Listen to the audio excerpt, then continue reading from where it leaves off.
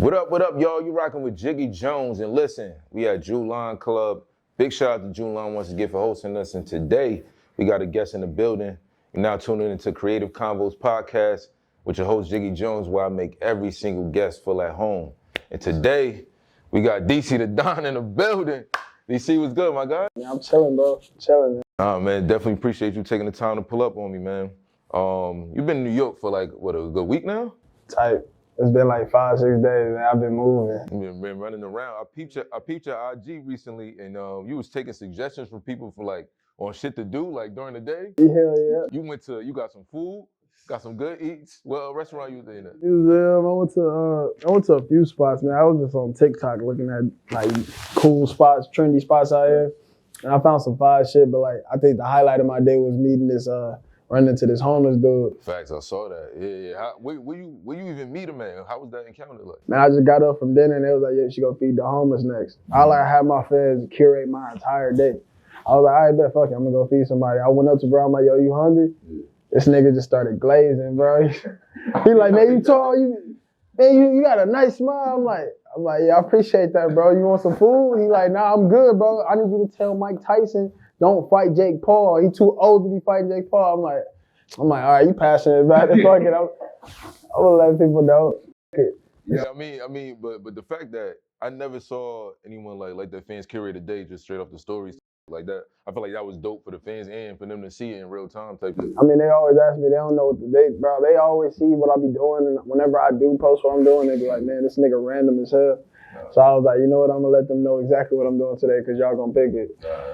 But it was low key like very inspiring just that entire day doing like some of the shit had me doing. I went to the museum, I seen like these Van Gogh paintings and all this shit that I'm normally not even like really that interested in, but it really like it gave me a lot of inspiration. And talking to that homeless man, he told me his whole life story pretty much. I didn't get to post all of it because we spoke for like 25 minutes straight.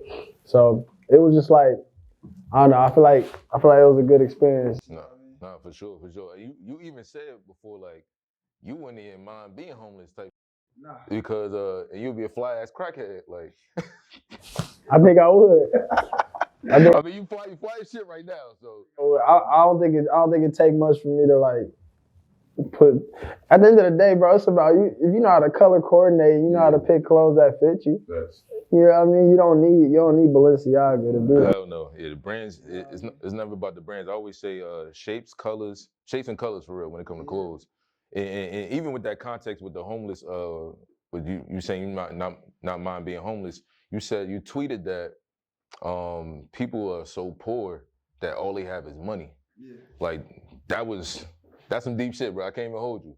Yeah. Like talk a little bit about that tweet. I just feel like a lot of people, man, like at a certain point, I know a lot of living in LA, you bound to run into like these rich kids that have pretty much the world handed to them, is what it seems like from the outside looking in, but they don't got nothing else. You know what I mean? I know some famous people, kids who around my age who just have no hopes, no aspirations, no dreams, because they already lived their dream when they was 8 years old. You've been in every country when you was 8 years old. How do you have a dream to even go to another country? No, it's just another day. Yeah, what you aspiring to do if you already did it. Exactly. You know what I mean? It's kind of like, I mean, at the end of the day, a good movie, it always starts from one point and it goes and it has that climax. If you start at the climax, it's only downhill from there.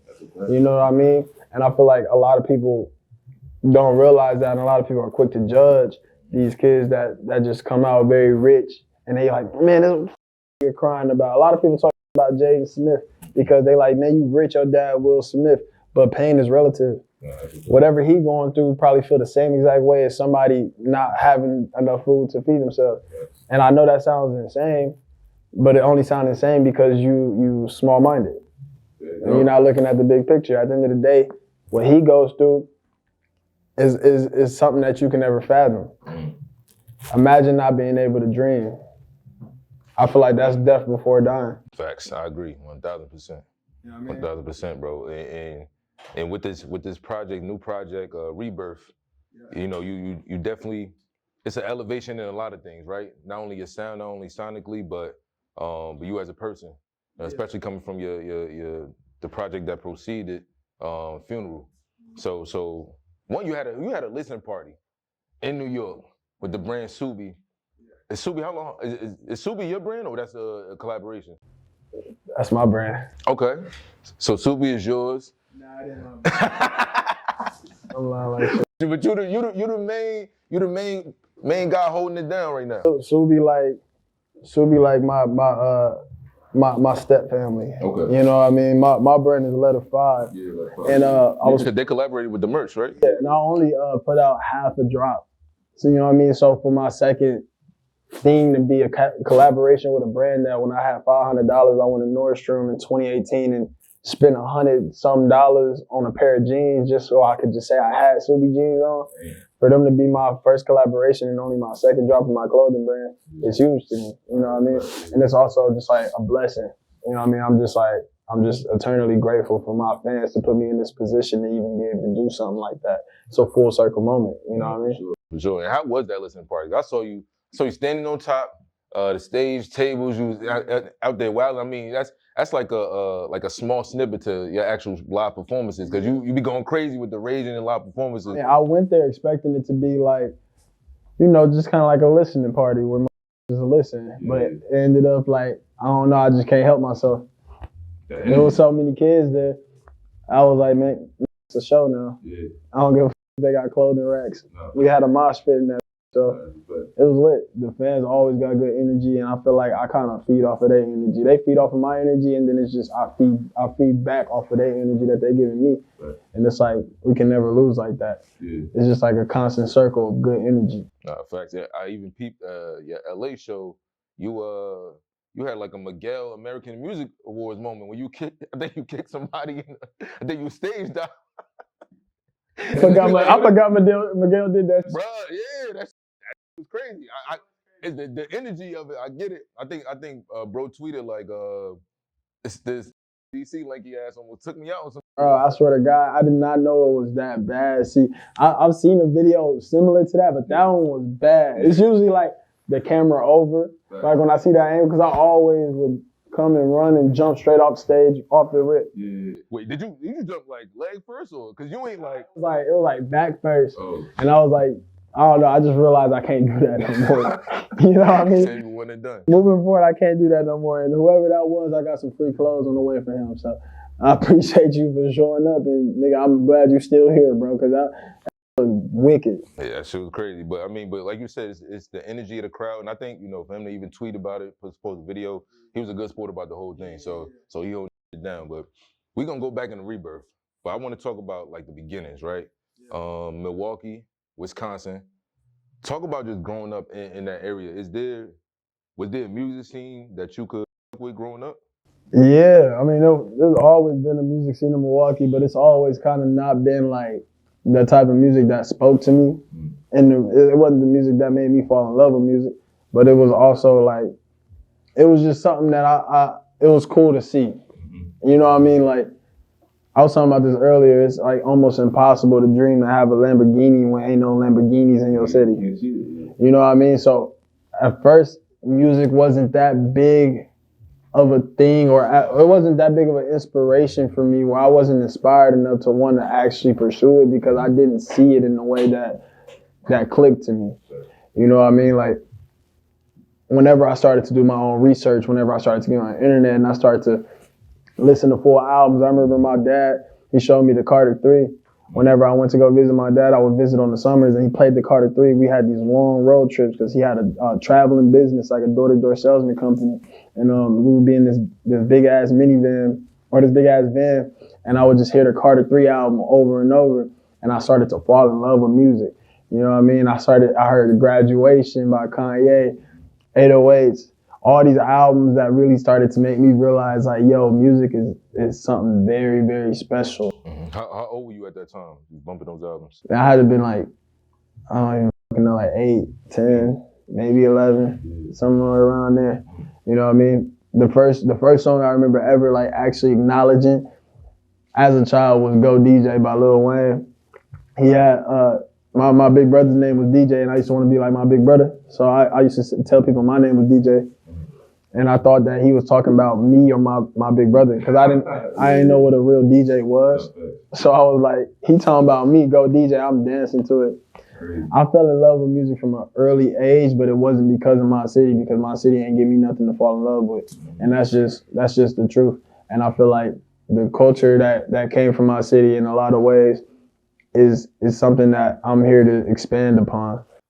No, that's a fact. And I think that's noble of you to kind of just take that responsibility, right? You know, because you want to be the change that you didn't see in your city. And I'm sure like based on what you're doing right now, I'm sure there's a lot of kids right now that like, yo, they could relate to something because they see you in New York, in LA, just doing your thing, performing on the radar, doing crazy performances, collabing with notable clothing brands.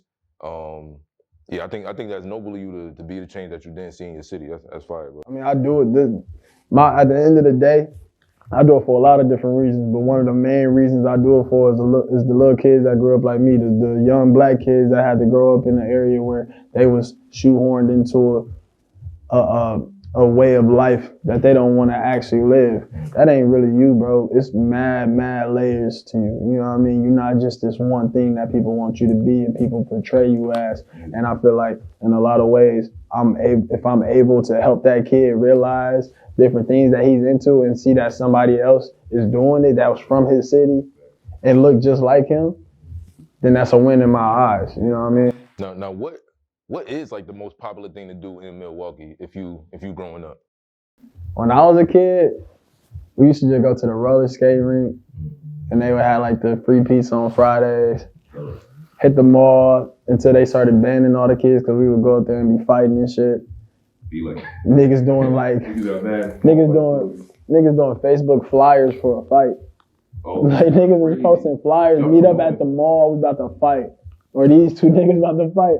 They got cut out pictures of this nigga and this nigga. They about to, like, come on, bro. And then the promo. That's crazy. Pay-per-view flyers, bro. You know what I mean? Just dumb shit. Dumb shit, bro. Like, that's what happened when you ain't got shit else to do. Or, you know what I mean? So, like, I don't know. In a lot of ways, I love my city to death, but in a lot of ways, I'm disappointed in the leaders that we had growing up. But you took a different outlet too. Well, I was just fortunate. J. Cole got a song where he said, yeah, I had it hard growing up, but compared to some of my niggas down the block, we had it good. My mama really tried. My mama was a great mom. You know what I mean? Like she could have been like any one of my aunties or like anybody in my family that my cousins wasn't eating. Like they came to my house and was stealing my drawers and my socks. And I knew they was, but I wouldn't care. Cause I'm like, go ahead. You know what I mean? So like, I was just fortunate to have that situation and be brought up in a household that actually valued being something more than what you see in the mirror every day. Nah, facts. I saw another interview. You said your mother knocked you out one time. I mean, yo, ain't nothing wrong with knocking. Yo, Chris, I think it's Chris Rock or a comedian said, yo, people need to get back to knocking out their kids. I was around. My mom did definitely like we had our moments, but yeah, my mom just ain't play around. I got kicked out of school and she was like, you're not gonna be out here like this. Straight up. I'm not gonna lie. She knew how bad I didn't want to do this, but she made me move with my dad. Because me and my dad just ain't really see eye to eye like that. And I felt like the Fresh Prince of Bel-Air. Because I moved to California and I just felt like kind of like ostracized in that part of my family because they grew up a whole different way. You know what I mean? Like, not to say it like any type of way, but I grew up poor with my mom. Like we ain't had much. Moving with my dad, he was a lot more well off and he ain't around either. You know what I mean? I'm very fortunate for both of my parents. No matter how many ups and downs and how many times I felt like my dad wasn't there for me, he really was at the end of the day because he taught me valuable lessons that really shaped me into the person that I am today. Facts. Now, did you take that same discipline and apply that to ball? Yeah, I mean, he kind of like was just like, it's like you tell a small idea and then you tell a nigga I like paintball guns, and he come back and he got a whole, you know what I mean? I like basketball. Okay, you're gonna do training. You about to be working out 5 times a day. It was that type vibe, and I hated it. But at the same time, it taught me everything that I needed to know when it comes to trying to do something that you're passionate about, which was music for me. I just ain't know it fully yet. Okay. So you took that. So all the lessons you learned from your pops, apply that to ball, and then ball, whatever lessons from there, that same lesson you just applied to the music. Absolutely. As far as the dedication. Now, what was your first, like when it comes to like just music, your first song that you said that you made in order to, or what was that just first moment that said that, yo, I think this is something I want to take serious because, was it because of responses or? It was just the first time I heard myself on the mic, I just knew what it was. I was like, yeah. So. Where were you when you recorded? I was in Cali. I was still in high school. I was still hooping. And my big brother, he had a recording setup. And I went to his crib and I was just fucking around and I made this song. It's whack as hell, but at the time, you know what I mean? It's whack as hell, but you still got like the MP3? Yeah, I mean it's probably still somewhere on YouTube floating around because I was just fortunate enough to have my first song do numbers. That was just crazy. Like the first song I recorded, I dropped 2 days later on SoundCloud and YouTube, and the fact that I was playing on such a high profile basketball team and also I was like starting to get looks from colleges and shit like that. And like that was when Ball is Life and Baller Visions was big YouTube platforms and big channels, and they started to find out that I made music, and then they posted a whole highlight reel of me and put the first song that I ever recorded behind it. So they was like, this is the first basketball player to have his own song as his highlight. That was like the whole narrative. So I started to go up off of that, and then Lonzo, he had his own basketball shoe, and he was like going viral for having his own shoe in college, and people saying he should be ineligible for it. And he used my song for the commercial because me and him that's just the homie. So I was just very fortunate, bro. I feel like my whole life the stars been aligning. It's like it wasn't no other path for me but this. Yeah, nah, facts. And when you talk about just alignment, right? You given just the way that your life has been going, especially like your career, do you see music as work? I see like this is work more so than music. You know what I mean? This more so is like, okay, this is that I'm not passionate about very much, but it's like something that I gotta do. You know what I mean? But I do enjoy being able to speak my mind. Yeah. And I'm starting to enjoy it a lot more. Right. Especially doing it in scenarios like this. Like this is like very free and open going conversation. Yeah. But like as far as like just the music side, that's never felt like work for me. That's always just felt like an outlet for me and something that I just love to do. Yeah. It also just felt like my life. Because I feel like when I'm not making music, I'm not living my life the right way. You know what I mean? And that might be a fucked up thing, and that might be a bad thing to look at life as, but at the same time, that's just how I look at life, and that's how I want to enjoy my life, by creating. But like you said earlier, you feel me? Like when you can't dream, that's like dying before actual death. Like, and you living out your dream right now. So, bro, I feel like everybody that's creative, bro, everyone that has a dream, has a passion, has a goal, they feel that same way. Nigga, I feel that same way. Like I always tell people, like, yo, if I couldn't do this or I couldn't create like that, I'm dying. Like my spirit would die type. Exactly. Yeah. And that's the worst thing that ever happened to somebody, because at the end of the day, what's a life worth living without having something that's like that keeps you going, bro, like keeps you like excited. Exactly. Like what gets you out of bed every morning and keep you smiling, you know what I mean? Like them checks ain't gonna do that. That's gonna be like a plus. It should be at least, you know what I mean? Like that's just how I feel. Now Rebirth, looking at this cover right here, right? What does this cover symbolize to you when it comes to, as you compare that to the title Rebirth? I just kind of like that picture wasn't supposed to be the cover. I had a whole completely different idea for it, but I shot a short film for the album, and because I always wanted to get into film, and the last shot that I wanted for the short film was to be me laying on the floor, kind of like coddled up, in the shot just like panning out to the ceiling. And I seen that shot, and I seen the pictures that we took with it, and I just said that just feels like what that album sounds like to me when I look at that picture. Kind of just like, it almost looks like I'm hiding in a way. It kind of looks like I'm like, almost like in a fetal position, like the rebirth, you know what I mean? It just feels like I don't know, it just felt right. Facts. And one thing I gotta say about this project, bro, production is crazy. Yeah. Production is OD. Like, bro, you got some bangers. I say it's a 5-song stretch from Can You Breathe, Knife in My Back, all the way up to Letters. Even God, I'll throw God Level in there. Like that's a stretch. That's an impressive stretch right there, bro. I appreciate that, bro. And I know with the Can You Breathe, you performed that on the radar. You thank Ye for clearing that sample. Black Skinhead. That shit meant a lot. Cause the whole thing with Ye is he don't clear samples unless he hear them. So when I seen the link, cause you can see how many times somebody play a song when you send them the link. They played the song like 3 times. Now, mind you, that could have been 3 different people on the team, but in my eyes, that was Ye listening to that 3 times. And can't nobody tell me it wasn't. Nah, that's a fact. Feel me? Nigga. You know what I mean?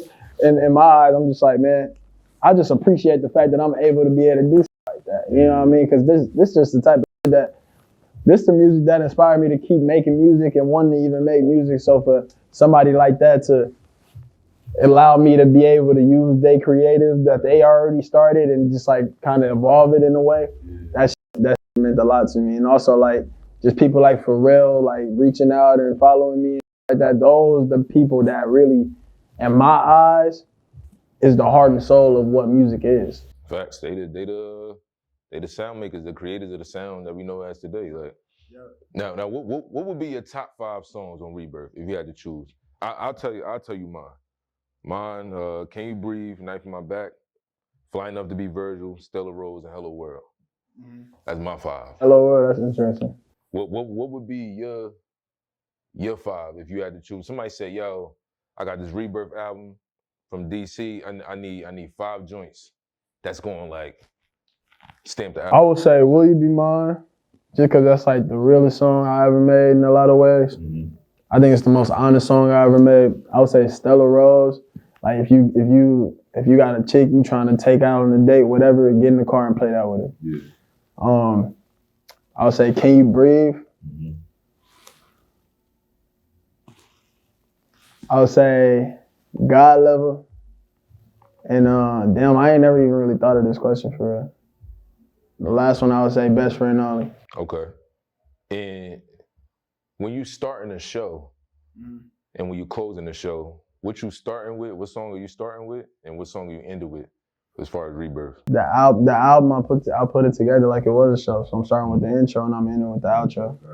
That's how I hear music in my head, like a set at a festival or like you in a stadium. That's how I heard this whole album. When I'm sitting there recording and I say the next line and I'm thinking of the next line when I'm punching in or whatever, I'm writing, whatever, I'm thinking of the crowd singing and not me before I say it. Facts. Stadium music. Like I heard Ye definitely said the same before. Now, of course, you got a song, Flying Up to Be Virgil. You know, we lost Virgil a couple years ago. Rest in peace, Virgil, the legend. Why that title? In my eyes, I feel like that's the standard. Am I fly enough to be Virgil? I'm wondering if I'm fly enough to be Virgil. When I say Virgil, I kind of more so, instead of just Virgil as who he was as a person, I'm more so talking about the idea of Virgil. You know what I mean? Like, am I fly enough to be that person that can make a lot of young black kids dream to be something that's like, dream to be okay with being a nerdy black kid that like anime and into like the weird shit that ain't really like normalized in the black community, and inspiring. You know what I mean? That's what I see when I think of fly enough to be Virgil. Am I fly enough to transcend stereotypes? That's very important to me, bro. Because at the end of the day, I think it's a lot of shit that we need to let go, just as a community. Just black people as a community, we gotta let it go, bro. It's a lot of shit we gotta just let go, bro. We gotta transcend, bro. We too multi-layered. We too multi-layered to sit here and act like we just one version of us. I'm sick of that shit, bro. I got a little cousin who can draw his ass off, bro. But he ain't finna go around showing everybody that he can draw his ass off. You probably clown him type shit. Or he just don't feel like that's just cool enough. You know what I mean? And that, in my eyes, that's a shame, bro. I feel like we need to start teaching our kids and nurturing them into realizing that you can be whatever you want to be. You ain't got to be nothing like nobody that came before you. And if you do want to be that, that's fine too. But at the same time, I want you to have that choice. And I want you to be able to see people do it that look just like you and realize, yo, that's not somebody that everybody in his own community kind of push to the side. That's somebody that they embrace. Why did push Kanye to the side when he first wanted to rap? Because he didn't want to rap about killing people. That don't make no sense to me. That make me furious, bro. I don't like that. But like you said, it's the environment didn't foster that. But it's taking somebody else to transcend that. It's unfortunate that the environment didn't foster that. This nigga coming in with pink polo. I mean, it's like everybody wearing throwback jerseys and Pepe jeans. It's like, who this with the Louis Vuitton bag and pink polo? Like, but it's like it take somebody strong to push through, break through that stereotype. And I still feel like we got a lot more work to do. And if I can help in any type of way to help them, those kids that grew up like me, have that foundation to be able to dream like that, then I feel like I did my job. Or as long as I can spark the idea of the person that will do that. I ain't come here to just like sit here and just waste people's time and just say whatever little catchy lyric I can and make my bag off of them, but also give them just some of the worst ideas. You know what I mean? Some of this music is bad for the soul, man. I'm getting older, so I'm starting to realize it, and I fell victim to that too when I first started. A lot of the shit that I talked about, I'm really like, I like SMH. I just talked about whatever the everybody else was talking about just because I was like, I want to be a rapper. And I was good at wordplay and good with flows and shit like that, but nothing else. I ain't have no context. I ain't have no like actual depth to what I was doing. I ain't have a message. And now that I'm getting older and I know what I'm starting to just get tunnel vision on what I really want out of this. You know what I mean? Because I'm only here for a good time. I ain't finna be here forever. I ain't gonna be sitting here rapping forever. I'm not gonna be 40 rapping, bro. I'm just not gonna do it. I'm sorry. That's just not gonna be me. I'm gonna go into film and do whatever the else I'm gonna do in my next chapter and continue that message in another way. But that, at the end of the day, that's the only goal. The only goal is the message. This is just the vessel. Music is just a vessel. I can do that in so many different ways. I could just be a public speaker if I want to. You dead can, bro. You know what I mean? Nigga, you just gave a whole low-key dissertation right here. Like, no cut. I just feel like that's very important to me. I don't know. I don't know what clicked in my brain in the past 2 years. But that's why I called my last album Before Rebirth Funeral. Because I felt like, you know what? I know a lot of fans love what I did, and there's a reason why I have this fan base now. At the same time, it's dead now. This is what I'm doing now. Either you with me or you can wait till everybody else with me and then come back. There you go. Now, I know we recently lost Quincy Jones. You tweeted about Quincy. You said, Quincy Jones changed damn near everything. What about, just his legacy and his life, creative output that you saw that you were inspired by? The fact that he moved to, I don't know if it was China or Tokyo or Japan, it was one of the two, but he moved somewhere just to learn behind somebody that worked with orchestras. The fact that he was able to go do that and he was the first black nigga to ever go do it and then be able to do it on daytime television and do these things that are like, that was unheard of. You gotta big up the GOATs, bro. Like, that's a GOAT. We wouldn't have had the Michael Jackson that we know and love today without him. And like, that's why, I don't know, I love to death all the people I work with, my producers. I ain't without them, bro, and I'll die on that hill. I'm a producer too at heart, but I'm not the one that's sitting there nerding out about different chords and different blase blahs. I just got the ear for it, and I can hear it and I can tell them what I want them to do. At the end of the day, I ain't shit without them because I can't function as one man. You know what I mean? More brains is always gonna be better than one, no matter what. And I think Quincy Jones is the pinnacle of that. You know what I mean? You got Quincy Jones, you got Pharrell, you got fucking Rick Rubin, all these people. But Quincy Jones gonna stay right there because he made Thriller. Y'all niggas ain't make Thriller. So, I don't give a what you say. You ain't make Thriller. That shit changed everything, nigga. It wouldn't be music videos without Thriller. Not music videos like we know today. So it wouldn't be black people on MTV without Thriller. It's so many it trickled down so far. Where it's like, nigga, he changed everything. In my eyes. Even with Quincy, you talking about Mike, you tweeted Michael Jackson the GOAT. He's on all of us. Like He do. Enough said. Nothing to say about that. I don't give a fuck what you go on my. It was niggas in my replies saying all type of other shit about Michael Jackson. I ain't talking about that. We not here to talk about none of that. Because at the end of the day, Michael Jackson is still very, very important to life. I'm not even talking about music, just life. I think it's only the two most famous black men ever is Jesus and Mike. That was hard. That was hard. They're the two most famous black men that ever lived. Like, that's it. Like, That was hard. I like that. What would be success when it comes to Rebirth?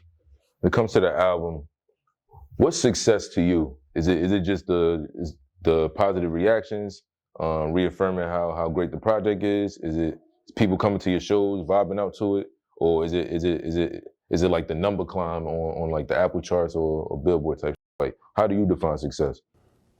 I think in my eyes, the album was successful off impact just because of the way that I seen Rick Rubin say, I was just talking about this earlier. Rick Rubin, he had an interview and he was like, when you go to the studio, the last people you should be thinking about is the fans when you're making music. At the end of the day, you should be making music that speaks to you. And if that song gives you the chills, it should be on your album. And it's just that simple. And then if they flock to it, then that's great. But the success happened before I even dropped it. Because the whole project gave me chills. And then seeing, like, I'll be watching like YouTube reaction videos and shit like that. That's like how I get my like short gratification from the album. And like, I seen kids crying. You know what I mean? I seen a few kids crying to certain songs. I seen a few kids immediately off the first song saying, bro, I just got the chills. And I was like, all right, cool, we did it. Spark the blunt. Celebratory blunt. We did it, y'all. You know what I mean? And I just can't wait to do it again, but better. I can't wait to beat this one. I just can't wait to do it. So I'm excited to go back to LA and just start working on this album. And I'm finally at the point now where my talent matches my confidence. You know what I mean? Cause I was confident and wrong as hell back then. You know what I mean? Be like that. At least you had a starting point though. Cause a lot of people they struggle with confidence. Yeah. And I know I think Garvey said this, with confidence you won before you already started. Cause that's the beginning of whatever apex you're trying to reach. Right. If you can't walk in somewhere and know that, you know, already have that gratitude, or like you don't need any confirmation from anyone else that you good at what you do, it's like you lost. Absolutely. Yeah. Absolutely. And once you start thinking about even needing that whole like that gratification from anybody else or that like reassurance, you already lost. Cause it's just like, ain't nobody else gonna be able to make your story for you, bro. You gotta tell, don't know what they want, bro. At the end of the day, nobody knows what they want. You tell them what they want. Why do you think all these groundbreaking projects, not even just music and like whatever was groundbreaking, nobody knew that they needed an Apple iPhone when it came out. But now everybody needs it. So who was gonna tell, yo, Steve Jobs, we need another Macintosh. What the fuck you doing now? You know what I mean? That's why when I see artists go like, man, I'm about to go back to my old sound. I got y'all, blah, blah, blah. I feel like, man, bro, I feel bad for you, bro, because you're not, you know what I mean? As a creator, you got to keep improving. You got to keep creating. At the end of the day, like, people don't know what they want. You got to show them what they need. You know what I mean? So DC, man. Appreciate you, bro. Appreciate you, bro. Appreciate you pulling up. Insightful ass conversation. I definitely learned a lot about you. The layers, the variety of topics that you explore, not only in your music, but just in the conversation. Bro, you tough, bro. Hey, you tough, bro. Bro. Nah, of course, man. I want you to look right into that camera right there. Tell people where to follow you, what else they could look forward to, and anywhere they can find DC the Don. Yo, it's DC the Don. My Instagram, Twitter, all my ads is DCTHEDON. We got a whole lot more coming. Expect the unexpected. I love y'all and I appreciate all my supporters. Thank y'all. Yes, sir. Kreative Convos with DC the Don.